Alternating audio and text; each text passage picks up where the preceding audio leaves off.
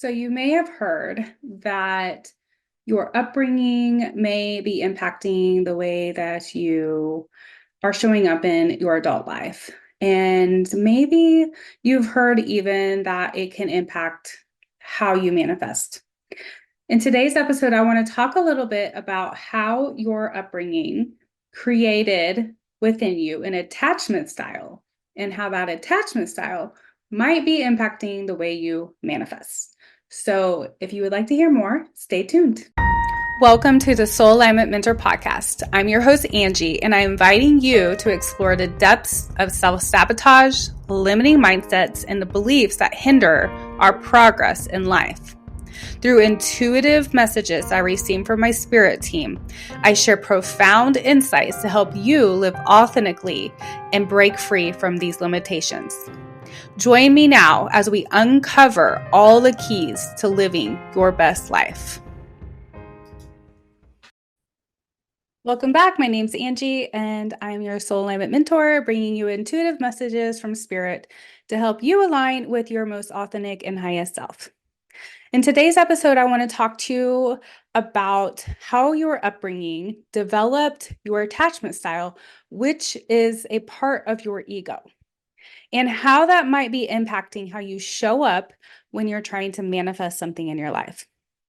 So before we jump into the actual ways that these things can impact the way we manifest, I want to talk a little bit about what an attachment style is and kind of give you a very quick overview about what they might be. I will describe kind of a little bit about how they're developed and what it can cause in your adult life. First of all, attachment style is developed through your upbringing. And if you have secure parents that showed up for you, they met all of your needs, your primary caregivers felt secure in themselves, they were able to meet your mental, physical, emotional, all the needs in a pretty positive way, you probably were able to come up with a secure attachment style. So that means that you feel very confident in yourself when it comes to relationships or showing up in the world. You're not constantly going back and forth and questioning your value or how you show up in relationships, or negative beliefs may not go through your head as much as some of these other attachment styles. The secure attachment style is the style that is most connected to their highest self, I would say. Even if they're not aware that they're a spiritual being or that they are connected with a higher being, they're more likely to be in alignment with that confidence that higher self embodies, and less likely to worry about how other people think of them or what they're thinking. And they just kind of show up in the world as themselves. And if something doesn't seem right or they're not aligning with something, they'll just quickly move on without worrying about what's going on. They also are more likely to come to people to talk about a conflict and try to make a resolution and overcome some of the things that might be causing them to be stressed or upset about something. So they tend to be a little more proactive in showing up in their lives to, build a connection with others and let them know when they've been hurt, or even be open to hearing when they maybe have caused something for somebody else to be hurt. So that is the attachment style, and that is developed through a secure attachment with your caregivers growing up. So you had consistent care, responsible care from intimacy or infancy to childhood. Throughout your childhood, you were able to have like a secure, safe environment. The next one that we have is the anxious, preoccupied attachment. And this comes from inconsistent, unpredictable caregiving when you were growing up. So these are the parents or the caregivers that can sometimes be attentive and sometimes neglectful. There's not really any consistency on how they show up. The child may not know, is mom going to be in a good mood today, or is mom going to be in a bad mood today? Or am I going to get my needs met today, or am I not going to get my needs met today? So it kind of develops this thought and feeling within the child of like, kind of being alert of like, am I gonna have am I gonna be seen? I'm gonna be heard? Are my emotions gonna be met today? Like all these things. So they start to develop this anxious attachment around trying to figure out the mood and predict the moods of their caregivers. And this will continue to impact their lives where they are on hyper alert throughout their adulthood, where they might be trying to like predict how other people show up. And then they will adjust their behaviors or their thoughts and beliefs about themselves to what is happening around them. And if people are showing up securely around them, it might give them the ability to show up more securely. If they're showing up anxiously, they'll show up a little bit more anxious. So they kind of watch and see what is going to happen around them and then they adjust according. The next one is the dismissive avoidant attachment. And this is developed through when the caregivers prioritize independence over emotional connection, or they were emotionally disconnected from their children, from the child, leading to a development of dismissive avoidance. So what I think about with this is maybe the parent that worked 60 hours a week and came home and put the kids to bed and then got up and went back to work the next day. There's not really any interaction in that relationship. It's more of a like, I care, I'm giving you your physical needs, I'm meeting your physical needs, but there's not really any emotional connection, or the emotional needs are not being met. And so the child will start to develop this dismissive avoidant attachment where they will kind of withdraw and not really want to like expose, or like they feel like maybe their needs are not important, and they'll kind of stay in the background a little bit, and they become very hyper independent as adults. They might even go in and out of like wanting to be around people and then wanting to be isolated and alone. And these might be the people that binge watch a whole TV show in a week, or they tend to be like excited to be around people, and then next thing you know, you're like, where'd they go? So this can be the dismissive attachment where they kind of dismiss really getting into emotional connection with other people and come more into that individual like independence, like a little hyper independence, I would say. The next one is the fearful avoidant. And this one, all of these can be developed through trauma, but this one more so is through very traumatic events in childhood. So when a child has traumatic experiences or abuse in relationship with their caregivers in their infancy or childhood, they create a fear of intimacy, vulnerability, and really become fearful of connection in some kind of way. And so they really desire connection, but it's a scary thing for them because they're not sure if that connection is going to harm them or help them. So if you can think about a child growing up in an abusive home, like the parent that might be abusing them might be kind of manipulating them, saying that, I care about you, so I'm doing this. And then that act might be actually violating a boundary or harming that child. So there's this confusion that this is developed in a child where they become this inner desire to be connected and open and vulnerable, but very, very fearful. So they may avoid the intimacy and the connection on a deeper level with other people. And it can really damage relationships. All these can damage relationships if you're not aware that you have the attachment style. So that's just a quick overview of what they are, but that is not what I want to talk about today. I want to talk about how that might impact how you manifest. So, going back into the secure attachment, if you think about somebody that is secure, they're confident, they kind of know things are always going to work out for them. You can imagine that a secure person kind of puts out a request into the world and just trusts that it's going to come back. There's not a lot of worry or anxiety. There might be a little bit, but it's not going to be like something consuming their mind. They're going to be more prone to kind of just put it out there and just trust. And this is really what is required to manifest, is to put the request out into the universe and then just trust that the timing that it will come in the right timing. And so they're less likely to be like every single day concerned about it. They might write down something and then be like, okay, I'm just going to believe this is going to happen. Maybe they'll visit it once a day, maybe once in a while, but they're not going to be overly concerned about if it's going to happen.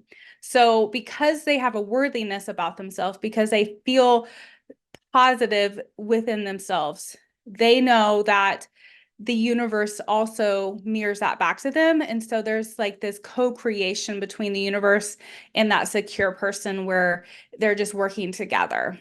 Now, moving into the attachment of anxiousness, like the anxious preoccupied. If you can imagine somebody that has anxiety, putting a request out there and then becoming needy or fearful or insecure about if it's going to come, when it's going to come, am I doing enough to get it to come? What else do I need to do? I'm going to write this 10 times a day. I'm going to meditate 3 times a day. I'm going to do like all these things. There's a constant do to make sure you're doing enough to get your desire met. And as you can tell, like if you've listened to a prior episode of mine about working with the universe and understanding how the universe only says yes, you will begin to see a pattern where they become even more anxious when they start to put requests out into the universe. And then they might think, oh, there's something wrong with me because nothing's happening. And then they go back into that pattern where they might put out the request and be like, okay, I need to just trust that this is going to come. But then they get anxious again and start moving into that unworthiness where they're like, I'm fearful if it won't come. I feel needy about it. I'm a little insecure about if I deserve it or not. And the thoughts might become overly consuming about when, how, what, all that. And, just like they can sometimes be a little clingy in relationships and with humans, they might become a little clingy with the universe. So it can cause some disconnect. And if the universe is only answering yes, then it's going to keep answering yes to that anxiety of like, yes, you don't have it. Yes, you don't need it. Or yes, yes to the anxiety. It's just going to repeat that cycle. So understanding if you are having that fear and that anxiety coming up in you, that working with that and being very self-aware of sending that out into the universe is going to help you calm yourself down so that you can move forward and just begin to trust a little bit more and like maybe becoming a little bit more secure. Now, the next one is the dismissive avoidant. These are the people that tend to try to manifest from a very independent, self-sufficient place. They might have difficulty with manifesting because they might be emotionally detached. And since we have to have like energy connected to our manifestation, we might like that those who have the dismissive avoidant might send the request out but not work on their energy to attract it. So it might become frustrating where they'll put it out there and it doesn't happen, and so they're like, oh well, I knew it wasn't going to happen. It's kind of like that feeling of like everything I already know, the same thing happens again, this is happening again, there's something bad about me, I can't do this kind of thing. But they don't fully understand that to get the universe to co-create with you, you have to also put emotion into it. You also have to allow yourself to feel And that hyper independence might actually be blocking you from believing that you can receive something into your life and being open and having your energy open to pull it in. So, and everybody will have different areas in their life that they're a little bit more closed off than others. And it's all going to be based on your personal beliefs and the energy that you're sending out. So, becoming self-aware of what that energy is and how you're sending out is going to help you to determine, am I sending this out in an anxious way? I mean, am I sending out in a dismissive way? Am I, how is that happening in my energy field? Now, moving into the other one with the fearful avoidant, which is the one that kind of was a little bit more of trauma in childhood. This can be really hard for those who had pretty deep wounds as children. And these are the people that are going to crave things, and they might feel these deep desires within them to manifest something, but have a little bit of a conflicting belief and idea in their energy that sends it out. They might think, yes, I want to attract this, but I don't know if I really want to. And if you think about that, those two energies being sent out of yes, no, the universe doesn't know what to answer. So it's like that desire for the intimacy, desire for the vulnerability, desire for connection, and then retreating from that because you become fearful when it gets a little too close. And so if a fearful avoidant like does manifest something into their lives, they might see it happen and then start to think, oh my gosh, it's going to go away. Oh my gosh, they may start to think the opposite of what brought the manifestation in, which will cause the manifestation to not stay, which is frustrating and then causes that repeated cycle of avoidance and fear and that conflicting desire coming up within them, and those unresolved emotions that keep them in that push-pull with the universe will keep them from actually opening up their energy field to fully pull something in and allow it to stay. So how in the heck do you handle all this and heal that? The number one thing that I will always tell all of my clients, get to know yourself. If you don't understand how your energy works, you don't know what your energy feels like, you don't know how it feels to be in your body, you got to start there. You have to start meditating and be present with yourself, because when you're not present with yourself, you can't see any patterns that come up. And this takes time and it takes effort to start to see, how do I keep putting myself out there? What are the beliefs I have behind my desires? Do I believe I deserve good things? Do I believe that everything is always going bad for me? Do I believe if I get something good that it will be taken away? Like, what is that? First, you have to develop that self-awareness. Then cultivate self-love. Cultivate a worthiness within you. Reduce the idea that you need to have external validation and reliance on something outside of you to fulfill all those needs. Like, that is why getting to know yourself, you can have more of a secure attachment with yourself, which then will create a secure attachment with the universe. And hopefully this also goes out into all the other things in your life, with your relationships, with money, with the connection with friends, all that stuff. So when you are developing these things, it opens up your energy and you become more attractive. You become more open and vulnerable and emotionally connected with yourself, which develops emotional connection with things around you and with the universe and with people. So opening your energy field through self-love, worthiness, and reducing those needs for external validations. Developing vulnerability is going to be really important as well. So when you're vulnerable and open, you can send a request out into the universe and believe you deserve it. Instead of like thinking, gosh, I don't know if I deserve this, so maybe I shouldn't ask, or I was gonna ask for $10,000, but I think I'll just ask for 1,000. And so you go into this like unsure mode, and the universe is gonna be like, okay, what you want, we will provide, but you got to figure out what you want. So allowing yourself to be open and vulnerable, allowing yourself to express your emotions and desires, allowing yourself to believe that you're worthy of those things. Again, going back to that worthiness and self-love.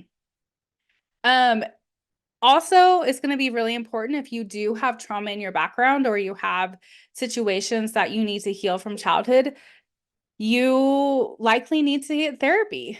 Therapy is amazing. Find a therapist that understands spiritual things. Find somebody that you feel safe with to open up about some of these things that are really hard to actually be honest about. But until you're honest, you can't actually heal. So finding a therapist or an intuitive healer such as myself, like I can help you really dive into your own energy field and understand what those blocks are. Why do you keep showing up a certain way? What is it that causes your energy to be like this? And maybe if you don't remember your childhood, there's a way that we can go deeper into that spiritually and uh, understand the connection between that disassociated where you've blocked things out and your current energy, and build a bridge where we do some soul retrieval and bringing parts of yourself back together so that you feel more whole and more worthy, and you can start to develop that self-love for yourself. And then becoming authentic. And when I mean authentic, I mean allowing yourself to feel safe. And that is going to require you having safe people around you, so safe friendships, safe relationships, and safety within yourself. And so meditation is a great way to calm the nervous system and build safety within. Having a trusted friend or a healer that you talk with often, that you can kind of bounce things off of and share things, share your emotions, be honest. That can help you see patterns in your life. Like maybe when you talk it out, something will be revealed to you in that conversation that maybe you weren't aware of prior. A lot of us are unable to see our own patterns. And that's why when we talk with somebody else or work with somebody else, it becomes a little bit more clear for us to see them without feeling shame or guilt, because these are things that we developed because of our upbringing. This is our ego's development, and the ego can be changed. The brain can be rewired. Our behaviors can be changed. We just have to become aware of them in order to do that. And then be patient with ourselves as we make changes in those things with our behavior. So pay attention as you begin to create this desire to co-create with the universe and pull in desires and manifestations that you would like to see happen in your life. And be patient with yourself as you move through this. There might be things that feel a little bit more easy for you than others. So if you have where you're anxious about something or you feel needy and maybe you're struggling with money, you might not want to start with manifesting money. You might want to start with manifesting an experience or a free coffee or a friend, whatever that might be. Like start with something that feels easier for you and start to develop that muscle in you of trust, worthiness, and self-love, so that you know that you are reflecting into the universe what you want back. Because you are the universe. You are one with the universe. But you're just disconnected from that part of yourself because of your ego's programming, because of these attachment styles that you developed, because of the beliefs you've developed about yourself throughout your life. So open up your energy, come back into self, do some meditation, mindfulness work, paying attention to your thoughts, your energy, create safe connections with others that are able to sit with you and support you, whether that's through a therapist, intuitive healer, or a very close friend that has the capacity to safely be there for you. I do encourage working with somebody outside of a friend group just because those people might not always call out the things that they see. But if you have somebody in your life like that, then that is a very valuable relationship and friendship, and I encourage you to cultivate that safe space with them so you can both be honest with each other about the styles and needs and impact you have on each other's life, because it will impact your ability to manifest as well. The people you surround yourself do impact your life in that way. So pay attention to that as well. Um, Also, just continue to remember that this journey called life is not a race. We're not here to manifest as $1 million. We're not here to have the biggest house and mansion. We're not here to have the nicest car. We're not here to do all the, outwardly abundance kind of things. We're here to develop love. And that love starts with self and then expands outward. And in that love, all those things can align. And so it always starts with self before you move outward. So instead of focusing so much on the things externally that you desire and you might not have now, focus on cultivating connection with yourself, with your heart, with the love and the intimacy deep within your soul. And then that you will be able to co-create with the universe. The universe will mirror you back and you'll begin to see things opening up for you. I hope this was helpful for you. If you were in a place where you would like to work on some of this, you would like some help and insight about your energy, your beliefs, your patterns, all that, feel free to reach out to me. You'll see a link within the description, and you can schedule a consultation call with me if you think you would like to do a little bit more of a long-term work with me, or if you just want to do a reading, feel free to do a reading with me. Either way, reach out if you would like support in this area or any other area that you hear within my podcast or YouTube, and I would be happy to support you.